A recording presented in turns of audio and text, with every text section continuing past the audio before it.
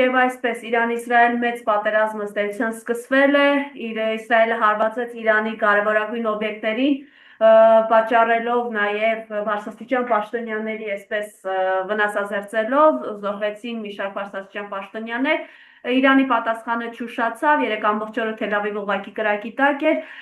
ինչ զարգացումներ են տեղի ունենում եւ այս ամենը ինչ սպառնալիք է նաեւ Հայաստանի համար, շատերն ահազանգում են Սյունիքին սպառնացող վտանգի մասին։ Սպասելի էր այն հարվածները, որ Իսրայելը հասցրեց Իրանին, որովհետև վերջին տարիների ընթացքում, հատկապես վերջինս 1 տարվա ընթացքում, մենք մեր հարցազրույցների ընթացքում ես եւ այլ փորձագետները, ինչպես Հայաստանից, այդպես էլ Սփյուռքից, բազմիցս ենք խոսել այս վտանգների մասին, որ Իսրայելը անընդհատ այդ լարվածությունը գրադուսը այդ լարվածության փորձում է բարձրացնել եւ Միացյալ Նահանգների օժանդակությամբ, մի շարք այլ արևմտյան պետությունների օժանդակությամբ փորձի զսպել Իրանի այդ միջուկային զարգացման ծրագիրը, ինչպես նաև խաթարել այդ բանակցությունների գործընթացը, որը վերջին ամիսներին տեղի ունենում Միացյալ Նահանգների եւ Իրանի միջեւ եւ ինչ որ առումով իրենց մոտ դա հաջողվեց։ Ես կարծում եմ, այստեղ խնդիրը նաև նրանում է, որ երբեմն տեսեք, Միացյալ Նահանգները այս վերջին իրենց հայտարարությունները ասում են, որ իրենք կապ չունեն այս ամեն ինչի հետ, որ իրենք տեղյակ էին, որ Իսրայելը պատրաստում է այդ հարվածները հասցնի, բայց իրենք չեն օժանդակել Իսրայելին, բայց այնուամենայնիվ ես կարծում եմ, այդ օժանդակությունը եղել է, համաձայնությունը եղել է, որովհետև բանակցությունների գործընթացը կարծես թե իր ելքին չէր բերում, որովհետև Իրանը շատ հստակ իր նպատակների մասին խոսում էր, որ այդ միջուկային ծրագիրը խաղաղության է բերելու, տարածաշրջանում խաղաղություն է բերելու եւ նպատակը գլխավոր նրանում է, որ այդ խաղաղ միջուկային ծրագիրը Իրանը զարգացնի, ինչի հնարավորությունը յուրաքանչյուր պետություն ունի, եթե այդ ռեսուրսները իրեն թույլ են տալիս։ Եվ Իրանը, քանի որ ինքը հանդիսանում է որպես մեր տարածաշրջանում մեծ, հա, ավելի տարածաշրջան Կովկասյանը չէ, մերձավոր արևելք եթե վերցնենք, Իրանը հանդիսանում է որպես գլխավոր գործոն այս տարածաշրջանում, գլխավոր ակտոր, եւ իհարկե ինքը այդ հնարավորությունը քանի որ ունի, ինքը փորձում է խաղաղ միջուկային ծրագրի զարգացումը իր պետությունում ունենալ, ինչպես դա այլ պետությունները նույն Իսրայելը օրինակ ունի։ Եվ սրան իհարկե դեմ են նույն Իսրայելին հիմնական գործընկերները, Միացյալ Նահանգները, մի շարք եվրոպական պետությունները, Մեծ Բրիտանիան, իրենք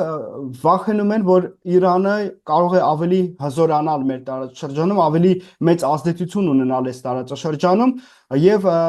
քանի որ Իրանը սեմ կապեր ունի նաեւ Չինաստանի եւ Ռուսաստանի հետ, հետագայում այս երակը, եվրասիական երակը կարող է մեծ խնդիրներ առաջացնել այսօրվա աշխարհակարգին։ Այդ խնդիրները արդեն իսկ արկա են, մենք տեսնում ենք, որ դրա մասին խոսում են ինչպես Ռուսաստանը, այդպես էլ Չինաստանը, որ գործող աշխարհակարգը ինքը չի ներկայացնում բոլոր պետությունների շահերը եւ պետք է փոփոխություններ տեղի ունենան եւ ավելի արդար աշխարհակարգ պետք է ձևավորվի եւ այս գործընթացում կարող է նաեւ իր ազդեցությունը հետագայում ունենալ Իրանը, եթե ավելի հզոր ինքը դառնա եւ սրան է ուղղված, սրա դեմ է ուղղված առաջին հերթին այս բոլոր քայլերը, որ իրականացնում է Իսրայելը մի շարք այլ պետությունների օժանդակությամբ։ Այն հարցը թե որքանով սա երկարատև կարող է լինել, կարծում եմ կախված է 3 գործոններից։ Առաջինը այն է, թե Իրանն ու Իսրայելը որքանով են պատրաստ այդ երկարատև գործընթացներին, ինչպես Իրանը, այդպես էլ Իսրայելը, եթե մենք դիտարկենք իրենց ռազմական հնարավորությունները, կարծում եմ, որ պատրաստ են տարիներ շարունակ այդ երկարատև պատերազմին։ Երկրորդ գործոնը այն է, թե ներքին քաղաքականությունը ինչպիսին կլինի։ Տեսեք, հարվածներից հետո Իսրայելի ղեկավարությունը եւ վարչապետ հենց Բենյամին Նետանյահուն ինքը կոչեր արեց, որ Իրանում ժողովուրդը դուրս գա, իշխանափոխություն իրականացնի, բայց միջ այդ մենք տեսնում ենք, որ նույն Իսրայելում կան խնդիրներ այսօրվա վարչախմբի դեմ բողոքի ակցիաներ, մեծ թվով բողոքի ակցիաներ եւ այդ բողոքի ակցիաները առաջին տարին չի որ սկսվել են եւ այնպես չի որ Նետանյահուի դիրքերը ամրապնդված են, շատ ուժեղ են իր պետությունում, այսինքն երկու պետություններն էլ ունեն որոշ խնդիրներ, բայց այս պարագայում կարծում եմ, որ Իսրայելի ներքաղաքական խնդիրները կարող են ավելի զգալի ազդեցություն, մեծ ազդեցություն ունենալ վարչախմբի քաղաքականության վրա, քան Իրանի։ Եվ երրորդ գործոնը այն է, թե ինչպես կարձագանքեն միջազգային գերտերությունները,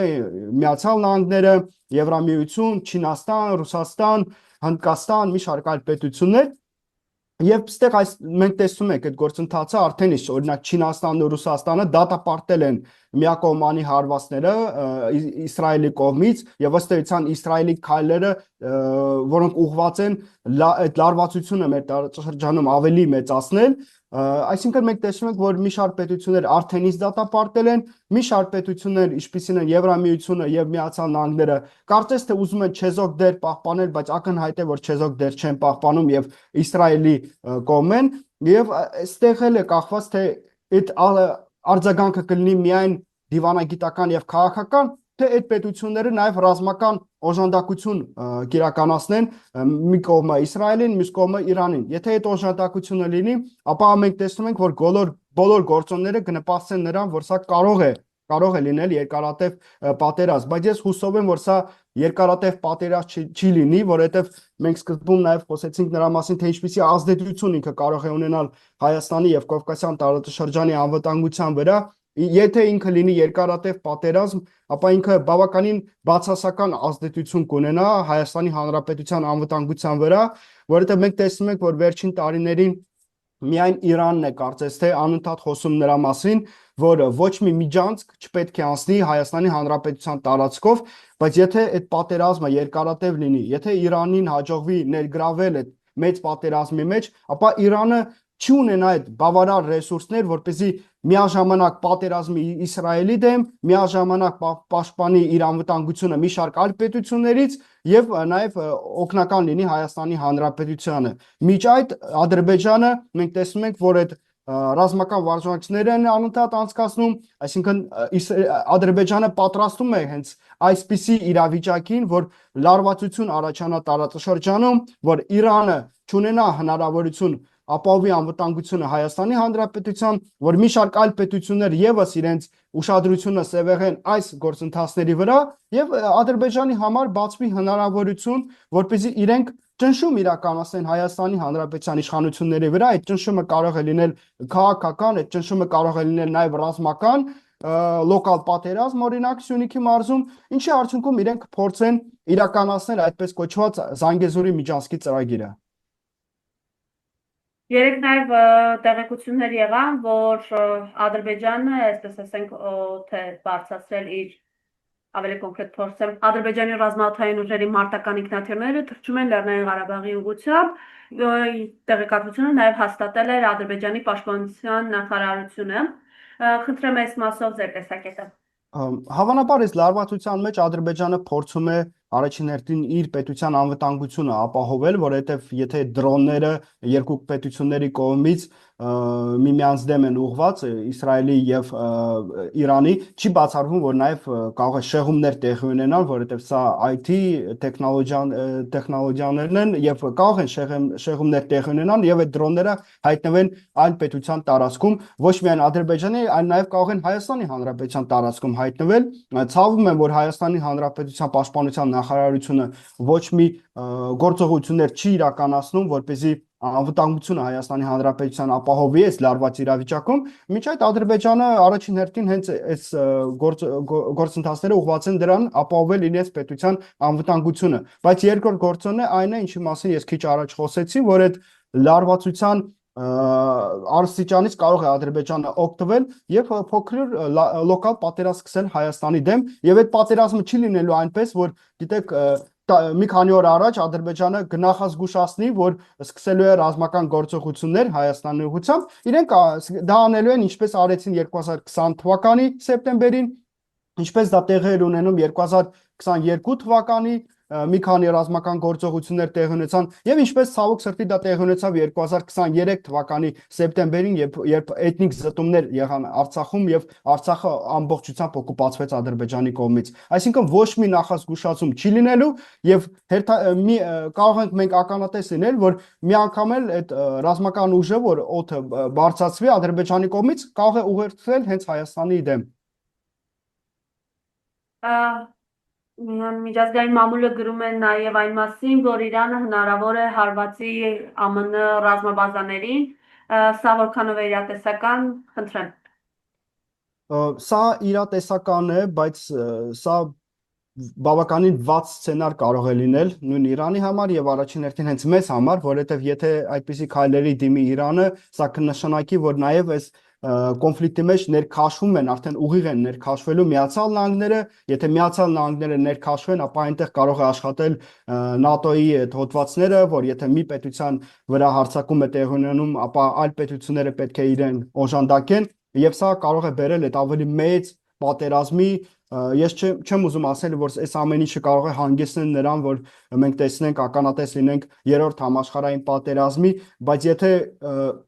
այդ գերտերությունները ներքաշվեն, ուղիղ ներքաշվեն այս պատերազմի մեջ, պատկերացնենք իրավիճակ, Միացյալ Նահանգներն են ներքաշվում, ես չեմ բացառում, որ դրանից հետո կարող է Ռուսաստանի ազդեցությունը այս ամեն ինչի մեջ ավելի մեծ լինել,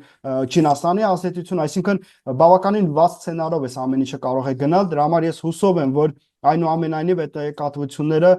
իրենք չեն հաստատվի եւ Իրանը այդ հարձակումների, այդ քայլերին չի դիմի եւ կշարունակի նույն այս տեմպը, որ կա այսօր, մենք տեսնում ենք, որ Իսրայելը հարձակվում է օդային այդ օգտագործելով հարձակվում է Իրանի վրա, Իրանը հարձակվում է Իսրայելի վրա, սա կտևի մի քանի օր, ես հուսով եմ եւ կողմերը ինչ որ համաձայնությանը կգան։ Այս իրականության մեջ երեք Նիկոլ Փաշինյանը մասնակցում էր ֆորումի, որի շրջանակներում խոսում է, որ Թուրքիայի հետ իրենք ուղիղ եւ ամենօրյա կապի մեջ են եւ նախատեսվում է առաջիկայում իր այցը Թուրքիա։ Խնդրեմ։ Արդեն հաստատված է, չէ՞, տեղեկատվությունը, Ամեն դեպքում Արմեն Գրիգորյանն անվտանգության խորհրդի քարտուղարը հաստատել է։ Հա, դե կարծում եմ գաղտնիք չի, որ արդեն երկար ժամանակ է, որ ուղիղ կապի մեջ է գտնվում Նիկոլ Փաշինյանը Թուրքիայի նախագահ Էրդողանի հետ, այդ մասնակցում են նաև հանդիպումներին տարբեր տեղի ունենում եւ այդ գրքի շնորհումը, որ դե ինչպեսի ուրախությամբ էր այդ գիրքը Էրդողանի վերցրել ձեռքը Նիկոլ Փաշինյանը, կարծես չգիտեմ, շատ հայտնի ինչ որ պատմաբանի գիրքեր կամ փիլիսոփայի գիրքեր, որը ինքը ամբողջ իր կյանքի ընթացքում փորձում էր ձեռք բերել, ոչ մի կերպ չէր հաջողվում եւ այսպես իրավիճակ ստեղծվեց, հնարավորություն եղավ, որպես այդ գիրքը տիրանա, ինքը նաեւ այդ գրքին այս մարդը մենք տեսնում ենք, որ ինքը ես չգիտեմ, գուցե պատերազմից ընդառաջ կամ պատերազմից հետո, բայց իր մոտ ինչ որ այդ վախը, շատ մեծ վախ է առաջացել Թուրքիայի եւ Ադրբեջանի նկատմամբ, ես չգիտեմ ինչով է պայմանավորված այս վախը, տարբեր կարծիքներ կան, գուցե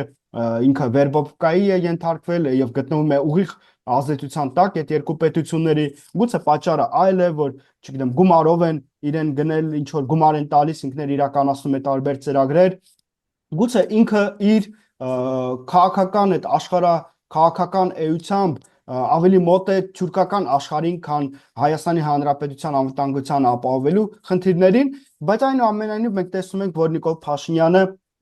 իրականացնում է այն նույն նարատիվները, այն նույն ծրագրերը, որոնք տարիներ շարունակ մենք տեսել ենք, որ Անկարայից եւ Բաքվից հնչել են, տեսեք նույն եկեղեցու դեմ այս պայքարը, որ իրականացնում է, այնպես չի, որ առաջին տարին է սա, այդ այդպես կոչած Թավշյա հեղափոխությունից հետո իրենք փորձում էին իրականացնել, չհաջողվեց եւ հիմա նորից են փորձում իրականացնել հարձակումները եկեղեցու նկատմամբ, նույն Արցախի նկատմամբ այդ ծրագիրը սկզբից խոսում էին, որ Արցախը Հայաստանն է եւ վերջ, բայց վերջը մենք տեսանք, որ Արցախը ճանաչեցին Ադրբեջան եւ վերջ դարձավ սա։ Սրանով իրենք հազարամյակներ շարունակ, որ մեր հայությունը ապրում էր Արցախում, ուղղակի վերջնակետ դրեցին եւ մենք չգիտենք թե երբ կհաջողվի մեզ նորից անվտանգություն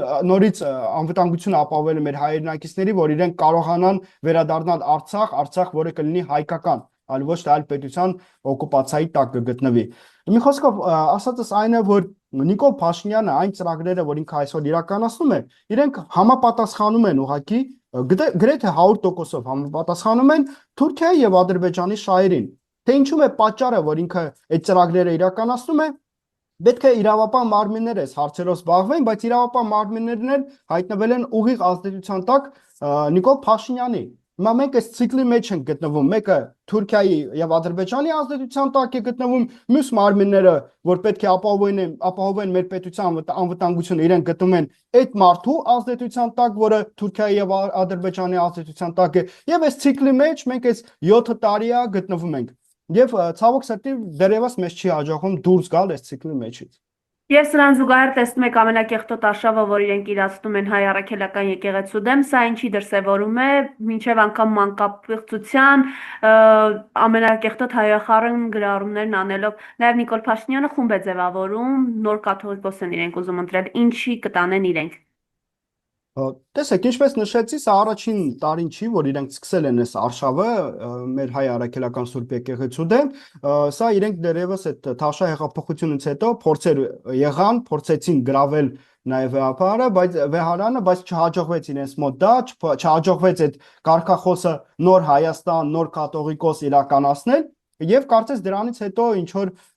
ժամանակ իրենք հետ կանգնեցին այս ծրագրից, բայց վերջին շրջանակներում մենք տեսնում ենք, որ նորից վերսկսում են այս ծրագիրը, ավելի ագրեսիվ են մոտենում այս հարցերին եւ փորձում են դա կյանքի կոչել։ Այնուամենայնիվ ես պետք է նշեմ հետեւյալը։ Առաջինը, այս մարդիկ, ովքեր սկսել են այդ արշավը հայ առաքելական եկեղեցու դեմ, իրենք որևէ առնչություն հայ առաքելական եկեղեցու հետ չունեն։ Այս մարդիկ ոչ կիրակնօրյա պատարագի են մասնակցում, ոչ վստահ են, որ Աստվածաշունչ են երբևիցե բացել եւ կարդացել, գուցե շատերը նաեւ մկրտված չեն եւ վստահ են, որ այս մարդիկ ուղղակի որևէ առնչություն չունեն հայ առաքելական եկեղեցու հետ։ Ավելին, կան տեղեկատվություններ, ես չգիտեմ որքանով են դա համապատասխանում իրականությունը այդ տեղեկատվությունները, բայց այնուամենայնիվ կան տեղեկատվությունը, որ այս մարդիկ աղանդների ներկայացուցիչներ են, աղանդական ինչ որ սեկտաների հայտ մասնակիցներ են։ Եվ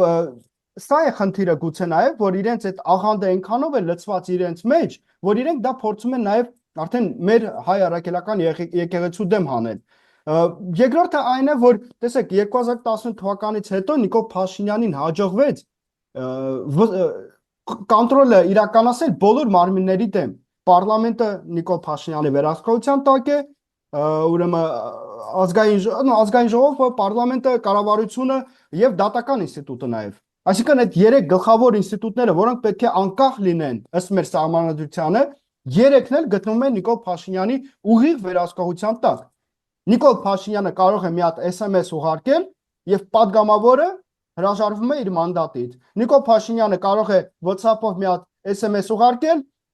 եւ որը նախարար հրաժարվում է իր պաշտոնից։ Այսպես է աշխատում։ Սա տիպիկ տոտալիտար պետության կամ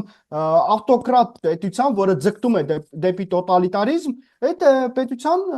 նշումներն են, սիգնալներն են։ Ես ցավում եմ, որ մեր հայրենակիցները չեն տեսնում այս սիգնալները եւ որևէ հարց չեն բարձրացնում այս ամեն ինչի մասով։ Այսինքն իրենք խաղաղ շարունակում են ապրել, կարծես թե ոչինչ տեղի չի ունենում, բայց այդպես չէ։ Մենք գնում ենք դեպի տոտալիտար պետություն, որտեղ սկզբից այսպես SMS-ներով մարդկանց գործից են հեռացնելու, հետո էլ SMS-ներով մարդիկ ուղակի կորելու են, անհայտ կորելու են այդ մարդիկ, հետո էլ SMS-ներով արդեն մարդասպանություններ եւ այլն։ Այսպես չպետք է լինի։ Մենք կամ պետք է որոշենք, կամ իրավական պետությունում ենք ապրում, որտեղ օրենքը ամենից վեր է, կամ մենք ապրում ենք մի պետությունում, որտեղ տոտալիտարիզմ է։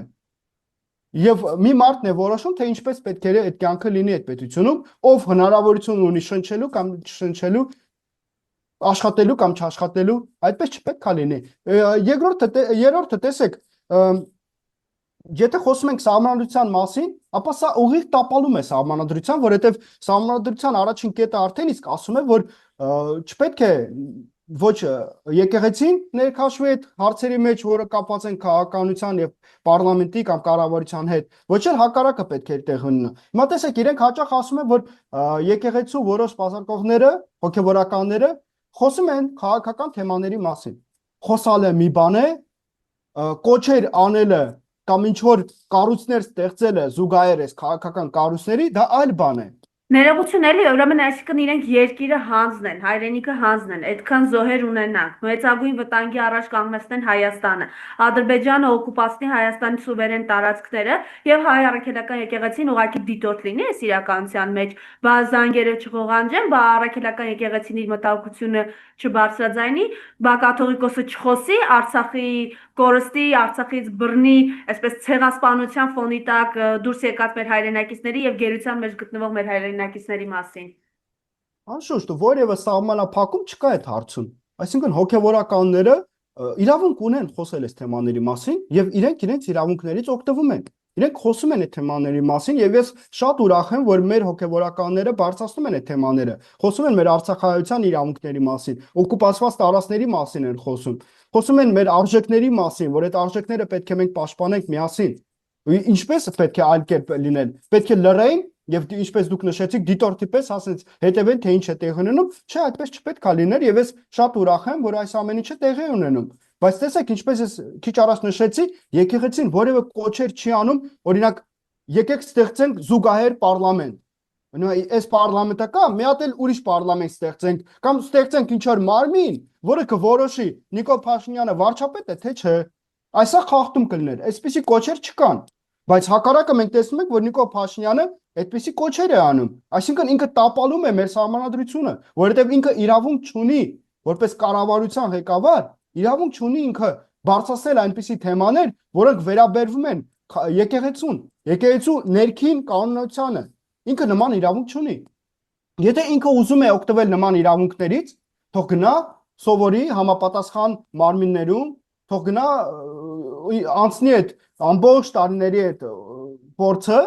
սպասարկող դառնա եկեղեցու, հոգևորական դառնա, նոր հետո ներսից թող բարձրացնի այդ թեմաները, բայց ես ավելի քան վստահ եմ ինքը անգամ առաջին փուլը չի անցնի, էլի, որովհետև այնքան խիստ է, ցավոք սրտի, տեսեք, եկեղեցու սպասարկելը,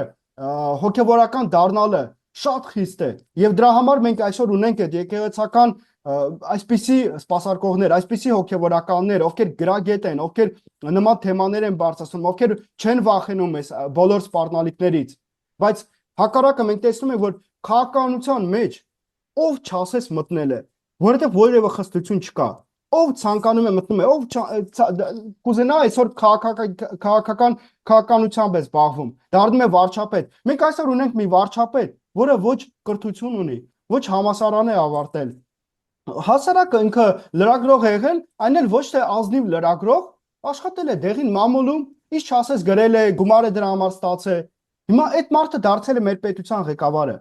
Միթե հայ ազգը չունի այնպիսի զավակներ, որոնք կարող էին դառնալ վարչապետ, եւ Նիկոլ Փաշինյանի նման մի անձնավորությունն է մեր վարչապետը։ Սա գիտեք ինձ համար օրինակ սա ամոթանք է։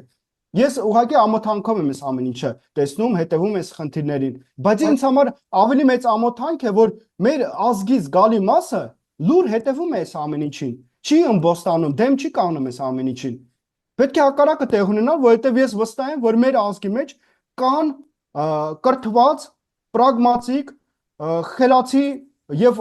քաջ զավակներ, ովքեր կարող են դառնալ մեր ազգի ղեկավարներ, իսկապես ղեկավար դառնալ, այլ ոչ թե այնինչ այսօր ունենք։ Եվ վերջին հարց, Աննա Հակոբյանը պատրաստվում է Չինաստան մեկնել երկամյա կրթության մագիստրոսական, շատերը սովորակում են փախուստի միջոց, խնդրեմ ձեր տեսակետը։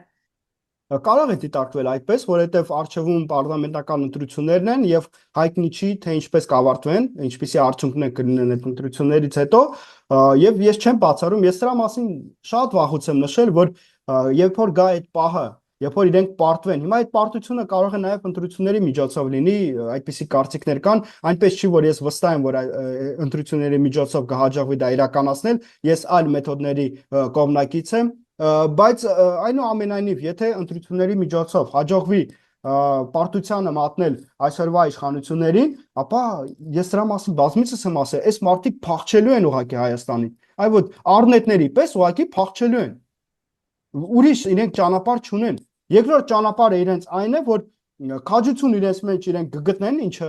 պակաս է ակնհայտ երևում է, կմնան Հայաստանում եւ օրենքի շրջանակներում պատիժ կկրեն այն ամեն ինչի համար, որ իրենք այս 7 տարվա ընթացքում արել են մեր պետության եւ մեր ազգի դեմ։ Այնտեղ կան դավաճանության քայլեր, այնտեղ կան այլ խախտումներ օրենքների, նույնպես սահմանադրության տապալում կա, այսինքն այս մարդիկ կարող են ցմահ հայտնվել բանտերում։ Հիմա իրենք կարող են կանգնել այդ երկու ընտրության խնդրին, կամ իրենք մնում են Հայաստանում եւ պատիժ են կրելու այս ամեն ինչի համար, կամ իրենք ուղղակի փախչելու են Հայաստանից։ Եվ ես ավելի քան վստահ եմ, երկրորդ տարբերակը իրենց համար ավելի ընդունելի է, որովհետև այս մարդիկ իրենց ամբողջ կյանքի ընթացքում փախչող են եղել, ինչպես դա 2020 թվականի պատերազմում եղավ, ինչպես դա 2023 թվականին Արցախյան էթնիկ զտումների ժամանակ եղավ, երբ որ լուր հետևում էին, թե ինչպես մեր հայրենակիցներին էթնիկ զտումների են ենթարկում ադրբեջանցիները, այդպես էլ այդ պարտությունից հետո է լինելու, իրենք ուղղակի փախչելու են։ Շնորհակալություն Անդրանիկ, որ համաձայնեցիք այս զրույցին։